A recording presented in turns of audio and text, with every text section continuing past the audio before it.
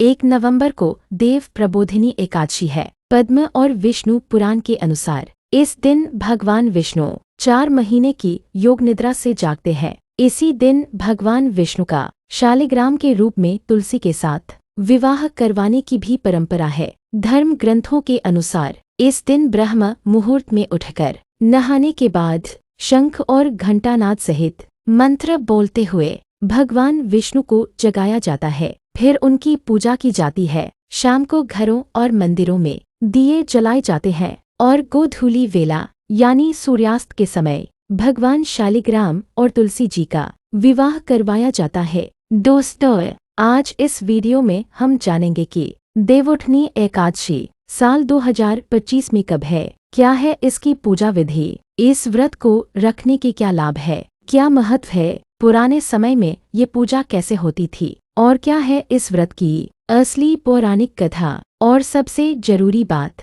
कि इस दिन हमें भगवान को नींद से कैसे जगाना चाहिए, साथ ही देवताओं के दिन और रात कैसे होते हैं। इन सभी जानकारी के लिए वीडियो में हमारे साथ अंत तक बने रहिएगा, जिससे कि आपको सही और सटीक जानकारी प्राप्त हो पाए। नमस्कार दोस्तों, राधे राधे। आपके हमारे चैनल ज्ञान शास्त्र में आप सभी का स्वागत है। दोस्तों, देवउठनी एकादशी को देवोत्थानी एकादशी, प्रबोधिनी एकादशी, विष्णु प्रबोधिनी एकादशी और कार्तिकी एकादशी भी कहते हैं। शिव पुराण के अनुसार भाद्रपद मास की शुक्ल एकादशी को भगवान विष्णु ने दैत्य शंखासुर को मारा था। भगवान विष्णु और दैत्य शंखासुर के बीच युद्ध लंबे समय तक चलता रहा। युद्ध समाप्त होने के बाद भगवान विष्णु बहुत अधिक थक गए। तब वे क्षीरसागर में आकर सो गए। उन्होंने सृष्टि का कार्यभार भगवान शिव को सौंप दिया। इसके बाद कार्तिक शुक्ल पक्ष की एकादशी को जागे। तब शिवजी सहित सभी देवी देवताओं ने भगवान विष्णु की पूजा की और वापस सृष्टि का कार्यभार उन्हें सौंप दिया। इसी वजह से कार्तिक मास के शुक्ल पक्ष की एकादशी को देव प्रबोधिनी एकादशी कहा जाता है। वामन पुराण के अनुसार भगवान विष्णु ने वामन अवतार में राजा बलि से 3 पग भूमि दान में मांगी थी। उन्होंने विशाल रूप लेकर 2 पग में पृथ्वी, आकाश और स्वर्ग लोक ले लिया। तीसरा पैर बलि ने अपने सिर पर रखने को कहा। पैर रखते ही राजा बलि पाताल में चले गए। भगवान ने खुश होकर बलि को पाताल लोक का राजा बना दिया और वर मांगने को कहा। बलि ने कहा, आप मेरे महल में निवास करें। भगवान ने 4 महीने तक उसके महल में रहने का वरदान दिया। धार्मिक मान्यता के अनुसार भगवान विष्णु देवशयनी एकादशी से देवप्रबोधिनी एकादशी तक पाताल में बलि के महल में निवास करते हैं। फिर कार्तिक महीने की इस एकादशी पर अपने लोक लक्ष्मी जी के साथ रहते हैं। दोस्तों, हर एकादशी व्रत का अलग अलग महत्व होता है, जिसमें से एक देवउठनी एकादशी भी है। देवउठनी एकादशी के दिन चातुर्मास समाप्त होता है और भगवान विष्णु योग निद्रा से जागते हैं और फिर से सृष्टि का संचालन करते हैं। इसी कारण से इसे देवोत्थान एकादशी या देव प्रबोधिनी एकादशी कहा जाता है। दोस्तों, अब चलिए जानते हैं कि देवउठनी एकादशी कब है, साथ ही पूजन और व्रत के पारण का शुभ मुहूर्त क्या है। हिंदू पंचांग के अनुसार एकादशी तिथि 1 नवंबर को सुबह 9:11 पर प्रारंभ होगी और एकादशी तिथि का समापन 2 नवंबर को सुबह 7:31 पर होगा। उदया तिथि में देवउठनी एकादशी व्रत 1 नवंबर को रखा जाएगा। देवउठनी एकादशी व्रत का पारण 2 नवंबर को किया जाएगा। व्रत पारण का शुभ मुहूर्त दोपहर 1:11 से दोपहर 3:23 तक रहेगा। 2 नवंबर को सूर्योदय सुबह 6:34 पर होगा। दोस्तों, चलिए अब हम जानते हैं कि देवोत्थानी एकादशी के दिन हमें किस विधि से पूजा करनी चाहिए और देवों को कैसे जगाना चाहिए। दोस्तों, सबसे पहले एकादशी की सुबह जल्दी उठकर स्नान करें और पीले रंग के वस्त्र धारण करें। इसके बाद भगवान विष्णु का ध्यान करते हुए व्रत का संकल्प लें। घर के आंगन या पूजा स्थल को साफ करके गेरू और आटे से चौक या रंगोली बनाएं। साथ ही इस पर भगवान विष्णु के चरणों की आकृति बनाना शुभ माना जाता है। विष्णु जी के चरण बनाने के बाद उन्हें ढक दिया जाता है। एक चौकी पर पीले रंग का कपड़ा बिछाकर भगवान विष्णु की प्रतिमा या चित्र को स्थापित करे। उन्हें गंगाजल से स्नान कराए और पीला चंदन, अक्षत, पीले फूल, फल, मिठाई, तुलसी दल और पंचामृत अर्पित करे। फिर धूप दीप जलाकर पूजा करे। शाम के समय पूजा स्थल पर गन्ने का मंडप बनाए। इस मंडप में भगवान विष्णु की प्रतिमा और तुलसी का पौधा रखे। इस दौरान शंख और घंटी बजाकर भगवान विष्णु को योग निद्रा से जागने का आह्वान करे। तुलसी और शालिग्राम का विधिवत विवाह कराया जाता है। तुलसी को चुनरी ओढ़ाकर और शालिग्राम जी को वस्त्र पहनाकर विवाह की रस्में पूरी की जाती है। एकादशी व्रत की कथा पढ़े या सुने। माता लक्ष्मी और देवों के निमित्त 11 घी के दीपक मंडप में जलाना चाहिए और विष्णु जी के पद चिन्हों की वंदना करें। इसके बाद श्रीहरि विष्णु और माता लक्ष्मी की आरती कर भगवान को मौसमी फल, बेर, सिंघाड़ा और गन्ना आदि का भोग लगाए। इसके बाद जागरण करे और अगले दिन द्वादशी तिथि में शुभ मुहूर्त में व्रत का पारण करे। देवउठनी एकादशी की विशेषता है भगवान विष्णु को योग निद्रा से जागृत करना। इसके लिए भक्त शंख, घंटी या मृदंग की ध्वनि से भगवान को जगाते हैं। इस समय पारंपरिक मंत्र बोला जाता है। उत्तिष्ठ गोविंद त्यज निद्रा जगतपतये त्वयि सुप्ते जगन्नाथ जगत सुप्तन भवेदिदम् उत्थिते चेष्टते सर्वमुत्तिष्ठोत्तिष्ठ माधव गता मेघा वीचैव निर्मलन निर्मलादिश शारदानी च पुष्पानी गृहान मम केशव। उठो देव देव केशव। कार्तिक मास आया है। विवाहादि शुभ कार्य आरंभ करने का समय आया है। इस प्रकार से भगवान विष्णु को उनकी निद्रा से जगाया जाता है। देवउठनी एकादशी का हमारे धर्म में क्या महत्व है? धार्मिक मान्यताओं के अनुसार आषाढ़ मास की शुक्ल पक्ष की देवशयनी एकादशी पर भगवान विष्णु क्षीर सागर में शयन के लिए चले जाते हैं और कार्तिक मास की शुक्ल पक्ष की एकादशी को जागते हैं। इस 4 महीने की अवधि को चातुर्मास कहा जाता है। भगवान विष्णु के योग निद्रा से जागृत होते ही सृष्टि का कार्यभार फिर से उनके हाथों में आ जाता है। इसीलिए इस दिन से विवाह, सगाई, गृह प्रवेश और नए कार्यों की शुरुआत जैसे सभी मांगलिक कार्य बिना किसी मुहूर्त के शुरू हो जाते हैं। हालांकि पंचांग के अनुसार शुभ मुहूर्त देखना श्रेष्ठ होता है। इस दिन तुलसी और शालिग्राम का विवाह कराया जाता है। तुलसी को भगवान विष्णु की प्रिय माना जाता है और यह विवाह उनके जागृत होने की खुशी में आयोजित किया जाता है। मान्यता है कि इस दिन विधि विधान से व्रत और पूजा करने से व्यक्ति को सभी पापों से मुक्ति मिलती है और उसे मोक्ष की प्राप्ति होती है।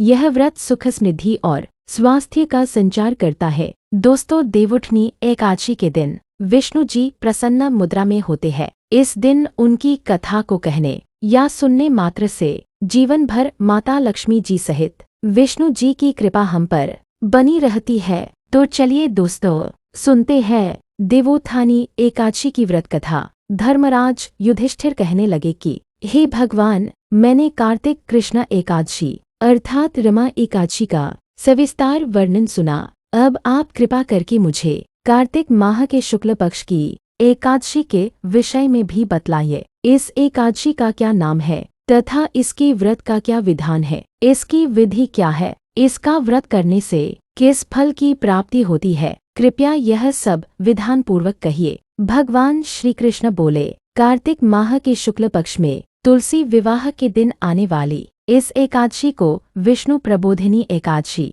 देव प्रबोधिनी एकादशी, देवोत्थान, देव उथव एकादशी, देवउठनी एकादशी, कार्तिक शुक्ल एकादशी तथा प्रबोधिनी एकादशी भी कहा जाता है। यह बड़े बड़े पापों का नाश करने वाली है। इसका माहात्म्य मैं तुमसे कहता हूँ, ध्यान पूर्वक सुनो। देवोत्थान एकादशी व्रत कथा। एक राजा के राज्य में सभी लोग एकादशी का व्रत रखते थे। प्रजा तथा नौक चाकरों से लेकर पशुओं तक को एकादशी के दिन अन्न नहीं दिया जाता था। एक दिन किसी दूसरे राज्य का एक व्यक्ति राजा के पास आकर बोला, महाराज कृपा करके मुझे नौकरी पर रख ले। तब राजा ने उसके सामने एक शर्त रखी कि ठीक है, रख लेते हैं, किंतु रोज तो तुम्हें खाने को सब कुछ मिलेगा, पर एकादशी को अन्न नहीं मिलेगा। उस व्यक्ति ने उस समय हाँ कर ली, पर एकादशी के दिन जब उसे फलाहार का सामान दिया गया तो वह राजा के सामने जाकर गिर गिर आने लगा, महाराज, इससे मेरा पेट नहीं भरेगा, मैं भूखा ही मर जाऊंगा, मुझे अन्न दे दो। राजा ने उसे शर्त की बात याद दिलाई, पर वह अन्न छोड़ने को तैयार नहीं हुआ। तब राजा ने उसे आटा दाल चावल आदि दिए। वह नित्य की तरह नदी पर पहुंचा और स्नान कर भोजन पकाने लगा। जब भोजन बन गया तो वह भगवान को बुलाने लगा, आओ भगवान, भोजन तैयार है। उसके बुलाने पर पीताम्बर धारण किए भगवान चतुर्भुज रूप में आ पहुँचे तथा प्रेम से उसके साथ भोजन करने लगे।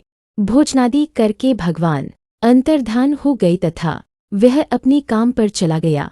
15 दिन बाद अगली एकादशी को वह राजा से कहने लगा कि महाराज, मुझे दुगुना सामान दीजिए। उस दिन तो मैं भूखा ही रह गया। राजा ने कारण पूछा तो उसने बताया कि हमारे साथ भगवान भी खाते हैं, इसीलिए हम दोनों के लिए ये सामान पूरा नहीं होता। यह सुनकर राजा को बड़ा आश्चर्य हुआ।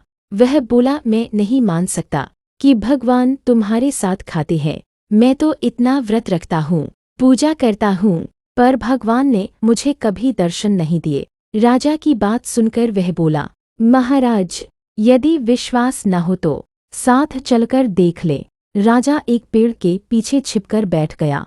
उस व्यक्ति ने भोजन बनाया तथा भगवान को शाम तक पुकारता रहा, परंतु भगवान न आए। अंत में उसने कहा, हे भगवान, यदि आप नहीं आए तो मैं नदी में कूदकर प्राण त्याग दूंगा।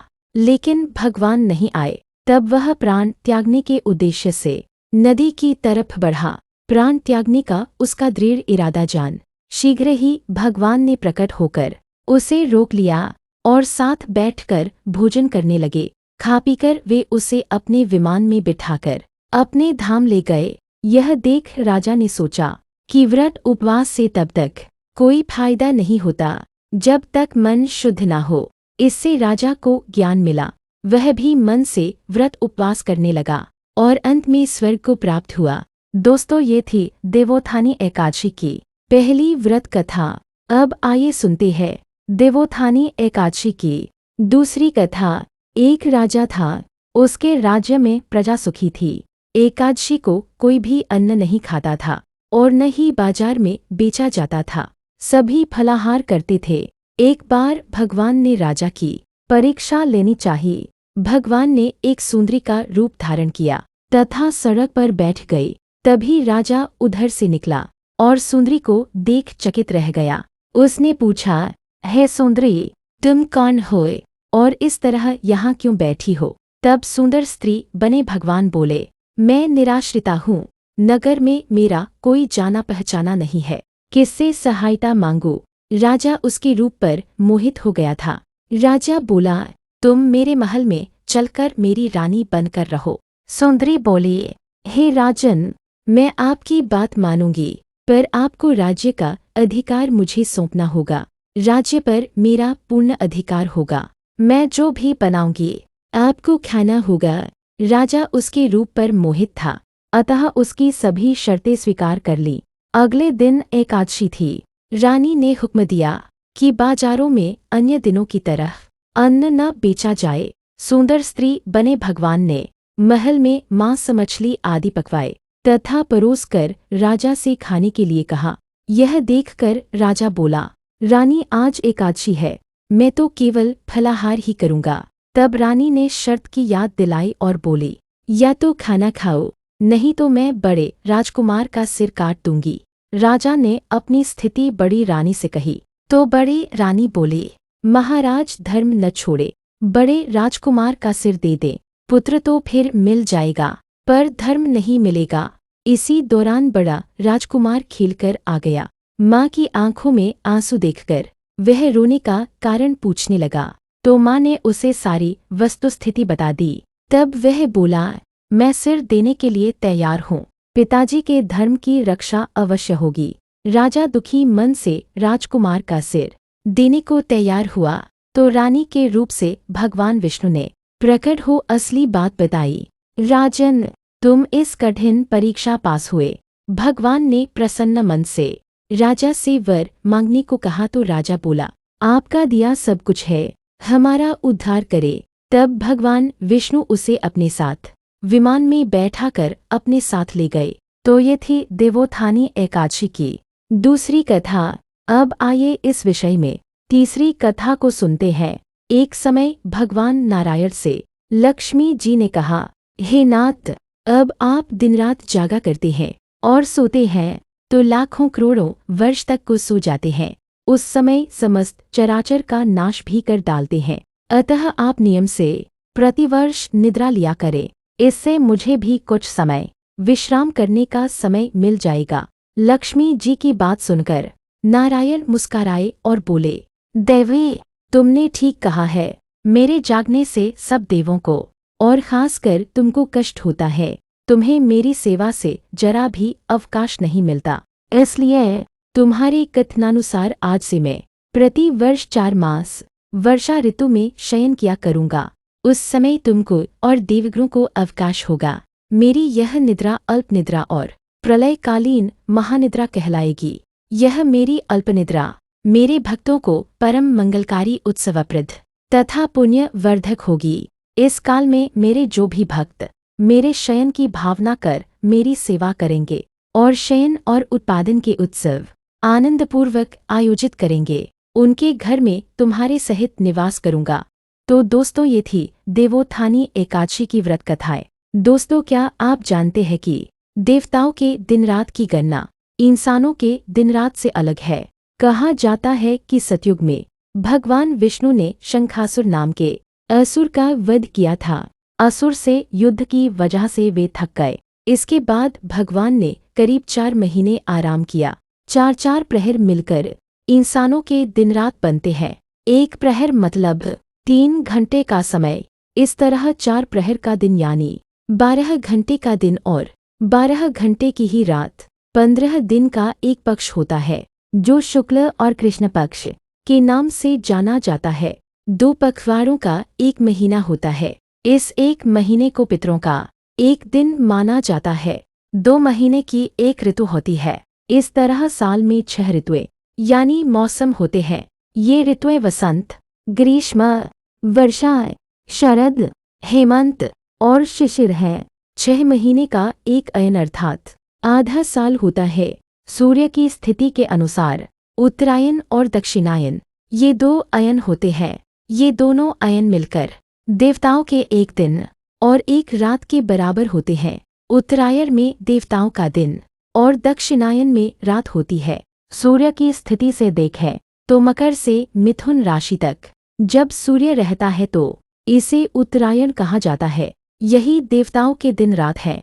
उत्तरायण दिन है, दक्षिणायन रात है। दोस्तों, मनुष्य को अपने जीवन में जितना हो सके दान पुण्य करना चाहिए। देवोत्थानी एकादशी पर पीले वस्त्र, मुरली, धान, गेहूं, मक्का, बाजरा, उड़द, वस्त्र, सिंघाड़दाय, शकरकंदी, गन्ना, मौसमी फल, केसर, केला, हल्दी, मोरपंख और शंख आदि का दान करना शुभ माना जाता है। दान करते समय इस बात का ध्यान रखें कि इसका जिक्र किसी तीसरे व्यक्ति से गलती से न करें, क्योंकि दान को जितना हो सके उतना छिपाकर करना चाहिए। वहीं अगर आप ये सभी चीजें इस पावन दिन पर दान करते हैं तो इससे आपका आर्थिक विकास होगा और जीवन में कभी किसी चीज का अभाव नहीं रहेगा। आइए जानते हैं इस व्रत को करने से हमें कौन से 10 लाभ मिलते हैं। इस दिन से विवाह, धार्मिक अनुष्ठान, अन्य मांगलिक कार्य किए जाते हैं। ऐसी मान्यता है कि इस एकादशी व्रत को रखने वाले श्रद्धालुओं के सारे कष्ट दूर होते हैं और उन्हें मोक्ष की प्राप्ति होती है। इस दिन निर्जल या फलाहार व्रत रखना चाहिए। यदि व्रत नहीं रख पा रहे हैं तो लहसुन, मांस, मदिरा आदि का सेवन भूल कर भी नहीं करना चाहिए। इस दिन शालिग्राम के साथ माँ तुलसी का आध्यात्मिक विवाह भी किया जाना चाहिए। इससे भगवान प्रसन्न होते हैं।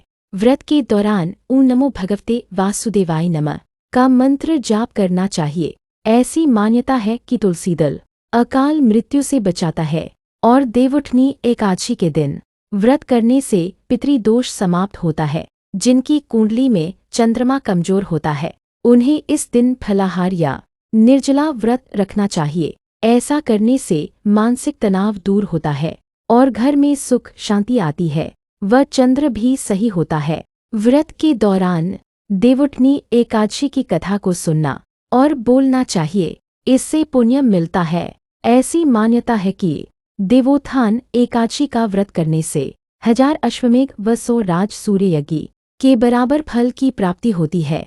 पितरों के लिए यह उपवास जरूर करना चाहिए। ऐसा करने से पितरों को नरक के दुखों से छुटकारा मिलता है। इस दिन व्रत करने से भाग्योदय होता है। जो इस व्रत को करता है वह संकटों में कभी नहीं घिरता, बल्कि धन, समृद्धि और वैभव उसके कदम चूमती है। दोस्तों, देवउठनी एकादशी पहले के समय में बहुत ही विधि विधान से मनाई जाती थी, क्योंकि दोस्तों देवउठनी एकादशी पर भगवान विष्णु 4 महीने की योग निद्रा से जागते हैं। तो इस परंपरा में पहले के समय में पंडित जी घर घर जाकर भगवान विष्णु की पूजा करके मंत्रोच्चार से भगवान को जगाते थे। लेकिन आजकल ये परंपरा नहीं है। घर के लोग ही भगवान की सामान्य पूजा के साथ गरुड़ घंटी बजाकर भगवान को जगाते हैं। दोस्तों, इसलिए कहा गया है देवउठनी एकादशी केवल देवों का जागरण नहीं, बल्कि हमारे मन और आत्मा के जागरण का भी प्रतीक है। दोस्तों, अगर आपको यह वीडियो ज्ञानवर्धक लगी हो तो कमेंट में जय विष्णु भगवान जरूर लिखिएगा। दोस्तों, वीडियो अच्छी लगी हो तो वीडियो को लाइक करें और ज़्यादा से ज़्यादा शेयर करें, जिससे कि ये जानकारी अधिकतर लोगों तक पहुंच पाए। चैनल पर नए आए हैं तो चैनल को सब्सक्राइब करें और बेल आइकन दबाना न भूलें, जिससे कि मेरी वीडियो सबसे पहले आप तक पहुंच सके। तो मिलते हैं अगली नई वीडियो के साथ। तब तक के लिए राधे राधे।